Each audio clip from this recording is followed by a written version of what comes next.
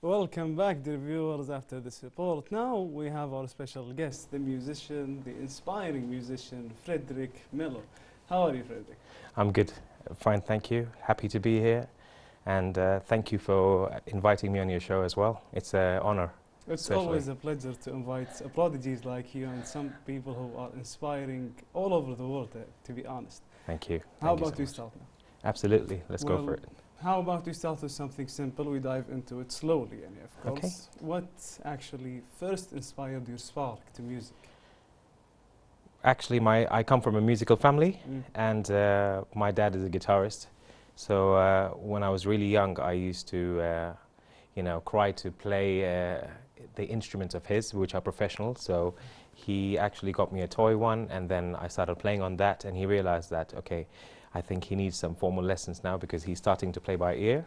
So he gifted me one, and then I started going for lessons, and I think it started from there when I was about 4 years old.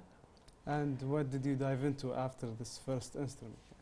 I think from one instrument it started going to another instrument because my father's a guitarist. So I started with piano, and then I started to learn the guitar, and it started to make me wanting to learn more instruments as well. So I picked up that liking for instruments, musical instruments. And what about composing? I know it's a different spectrum, so Absolutely. when you start, what do you begin with?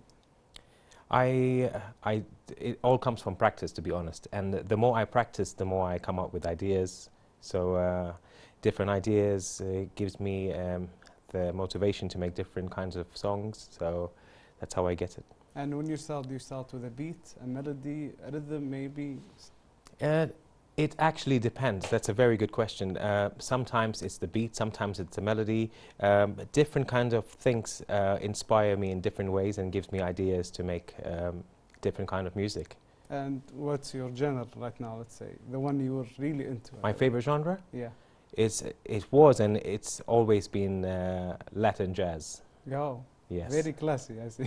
I like it. I like it that way. And my father's also a Latin jazz guitarist. So I think I picked up from him, and I've always had a liking for that. And I think it really goes well with you being a pianist also. I mean, Absolutely. it really mixes. It's one of the most important instruments, and piano also makes it even better. Of course. So I mean, piano is a very classic and very classy, actually, instrument. And I always find it hard, having so many keys and just pressing them using both hands. It really was hard for me. There's always a way to learn, and the thing is, when I first saw the big size piano from the toy, I was thinking, oh my goodness, how am I going to do this? And then when I started to realize that it's a repetition of the same thing 8 times, so then you realize it's not that difficult, There's a way to always make it simple and learn it. So once you get the hang of actually playing the instrument, you actually it gets a little bit easier, you mean? It gets addictive as well. You just want to learn and practice and learn new songs. And for me, especially learning and playing by ear, when I listen to something, I can try and almost play it. So that's something that gives me motivation to keep practicing and, exploring a new kind of music as well. Well, that tells me all about you, because when you're telling me you're learning by ear, that just tells me you're either a genius or you're someone who really enjoys this field. Well, not quite there yet. That's the goal, and always trying to be, trying to be the best and trying to get to where I can. We'll be taking this break, Frederic, and we'll be right back. Dear viewers, we'll be taking this report and we'll be right back. Welcome back, dear viewers, after this break and this report. Now we'll be going back into an interview with our musician, Melo. It's always a pleasure. Same here, always. I enjoyed our conversation. Unfortunately, we had to take a break, but now we're back. Yes, so we are. And since we had a break, since we had a block, do you have some creative blocks that you faced while, working in the music or composing, maybe as an instrument player? I do. I always face creative blocks, and I think the best way to overcome it is because I have, like I said, I come from a musical family, and I have friends and family and my students, of course, who keep motivating me to do more music and do the trending ones, and you know, so that's how I'll be like, okay, you know, let me get back into it. I'll and do it. yes, and this also gives me more ideas to get something else, and I keep thinking of ideas. It's constant, you know. So that's good. That's amazing. yeah. But could you tell us what happened exactly? If you remember any creative block that you faced recently? See, I get distracted very easily because I do too many things in life, and I love sports apart from music, and I play a lot of sports, and I get called to events, I get called to different countries to perform. So if I'm, let's say I'm trying to compose something for myself, there is a creative block. But if I have a deadline with clients, for example, then I have to somehow finish it. So there is a yes and no to it, you know. So I try my best to not get distracted and have any blocks, you know. That's, of course, I mean, you have to push forward whenever Yes, you have to absolutely. do something. And I completely understand when you said, when you do something for yourself, you get easily blocked, like, because the motivation is not the same when you're doing it for a client. You have someone to disappoint there. And since we're talking about two different spectrums, what's the difference between actually working for a client or working yourself, doing something for yourself? I think with clients, the most exciting bit would be clients have, let's forget about deadlines, which is the worst part, but also it can be motivating. And clients have themes, they have different cultures. I get clients from all over the world, so different culture, different themes, different background. They explain to me what they need, and so this opens my mind in more creative ways, and I learn also a lot from it because I have to research more music, more culture, and I learn a lot from that. So it makes me more versatile as a musician. And creative also. Absolutely, yes. And well, I'm sure you've seen this online and all over social media, this new AI music creating. I mean, the first time I've heard it, I was like, that sounds like a real song. Yes, like real musicians also. And the first one I heard, I think, was Japanese metal rock or something. It was so, I enjoyed it so much, and I was like, that's impossible to be AI. So what do you think about those types of music? I think AI is amazing. I think it's genius, like, you know, absolutely really cool as well, because it's not real, firstly, and most of the music is made by like robot or computerized music. But the other thing is it doesn't define a musician. Like, for example, I have so much background behind me and different cultures, and so that's what makes me a unique musician. So, you know, AI is different compared to any other musician out there. So that's what I think about AI. Yeah, I mean, because AI, when we look deep into it, any AI model at the moment just compiles all of the music and the knowledge he has and just gives you something. Yeah, within minutes. Yeah. Within minutes. So it's really cool, like I said, and it can be used as an amazing tool for a musician to create and compose different kind of music. Have you used AI in composing? I'm not very technical. I come from a classical piano background, so I haven't got there yet, and I would love to actually mix my thoughts with AI and see what it comes out with. But I've seen non-musicians out there trying to use AI and come up with some great music, you know. So I am excited to use it. Absolutely. Do you have something to worry about?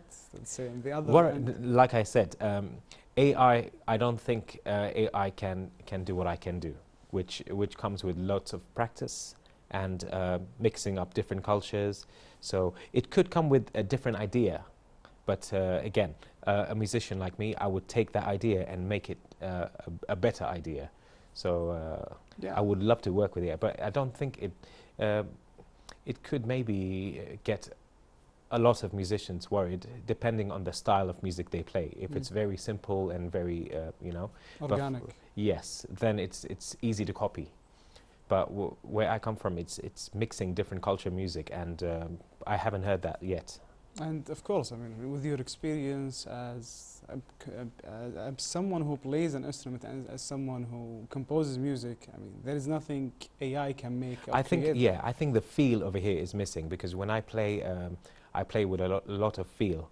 If I'm feeling the music, I know what the song means, so I play with a different kind of feel.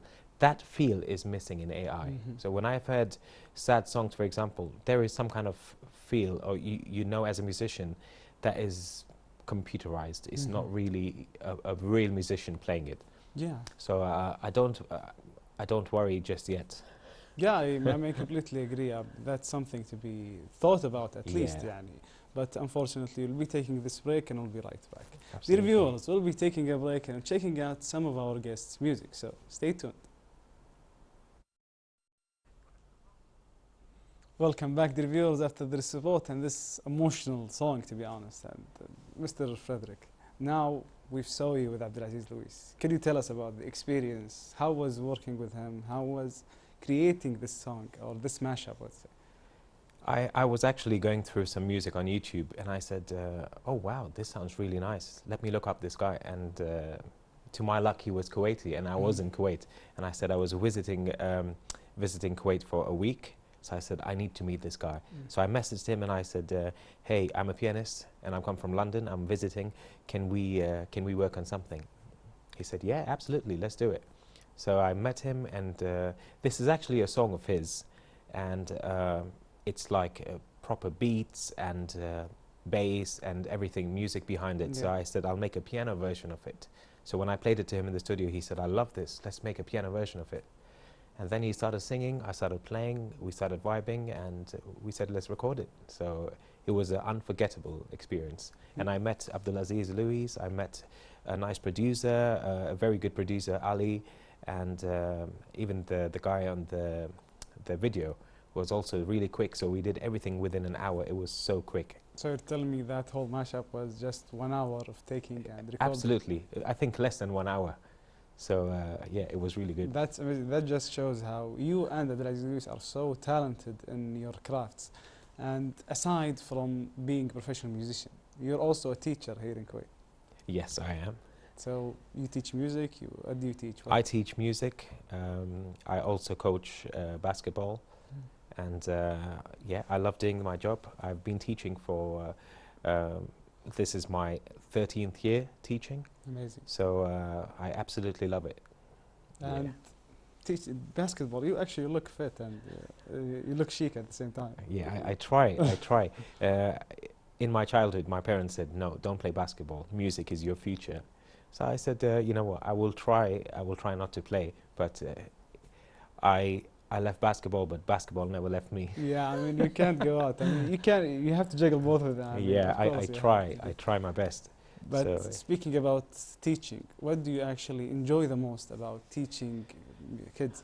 Oh, teaching is my passion, and I've grown up teaching. Lots of friends, family, and I always wanted to teach. But when I took university, music in university, there was a module which I took every Tuesdays, and that was music education. So I said, let me see what this is about. So every Tuesdays I used to go to school, and it was special needs. So I said I would love to, you know, try and teach special needs as well. And that's where I started actually. And I had the experience of teaching special needs. I started teaching in other schools as a teaching assistant, then to a supply teacher. And I think it started from there, where I kept teaching in different places. And then I said, wait a minute, I think there's loads of holidays in Kuwait. So let me go back to Kuwait, and I will start teaching there. So I said, I came back, and here we are. I mean, that's amazing to be finding yourself teaching the one thing that you love and you actually do every day. Is just something amazing. Absolutely. And what about when you teach kids? Can you find out like in a second or in a minute that this kid is something special? I think because of my play by ear and my skills of listening and hearing, it's very important to hear, especially I'm a primary music teacher, so I listen to young kids singing, and so I try and listen to those ones who are singing in pitch, in timing, in the right tone, and I'd be like, okay, this one, I need to focus more on these these kids, because they are definitely, you know, special and gifted kids, so gifted and talented. So that's how I go about it. But it's fun to teach kids, because I think with my teaching also, the kids just love singing. Even if they can't sing, they try their best. They just want to sing. They just want to like have fun. And music is such a fun subject to them. So I'm glad I'm the teacher, you know, and it's fun. It's just absolutely fun. I love my job. I mean, that's amazing. I mean, the fact that you love your job, and the fact that you can, from your musical ear, you can just tell within a minute or maybe within a few classes that, okay, this kid without training has this talent. So what if we actually give him proper training? And True. And this is why I always, when I speak to the parents, I tell them, look, your kid is absolutely gifted and talented. You need to start doing something about this kid.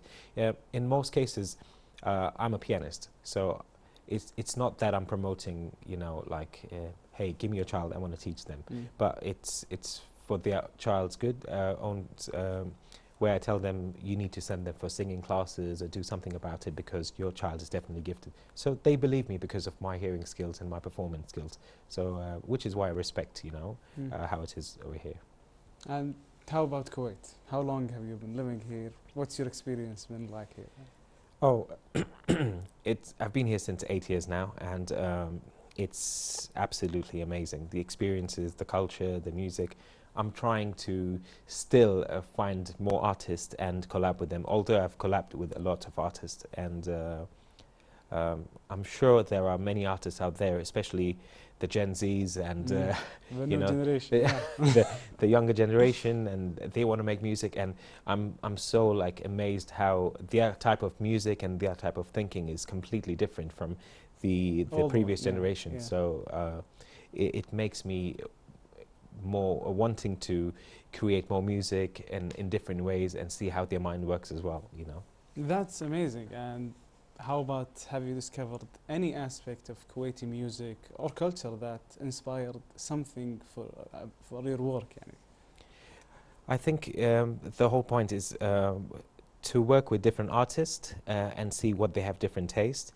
And I am always wanting to make music that will get people thinking, wow, what is this? This is something different. Who is that guy? Is he Kuwaiti? We've never seen him before. And you know, to the fact that I'm not Kuwaiti, and I love working with different musicians and Kuwaitis also, and they love working with me. So sometimes people think, they just start talking to me in Arabic, thinking, because I played that song with, so you can with speak artists. Arabic. Yeah. So, and I think, I'm sorry, I don't speak Arabic. But it's something I want to learn. The culture, the food, I mean, I don't learn the food, but the language, and especially musically speaking, I would love to take my musical knowledge of Kuwait and its music really far. Hopefully, I mean, hopefully we'll see you even booming and learning Arabic and Yes. just enjoying your time here. Absolutely. Do you have any advice for someone who would love to go into composing, or for the younger generations, let's say, who want to become musicians, composers? I think my one advice before today and always will be practice, because practice is what I am today. You know, it's made me what I am today. So I think practice is the most they have to do, because in today's world there's too many blocks. So it's about musicians that want to learn something, and it's more about how much time would they give to the instrument.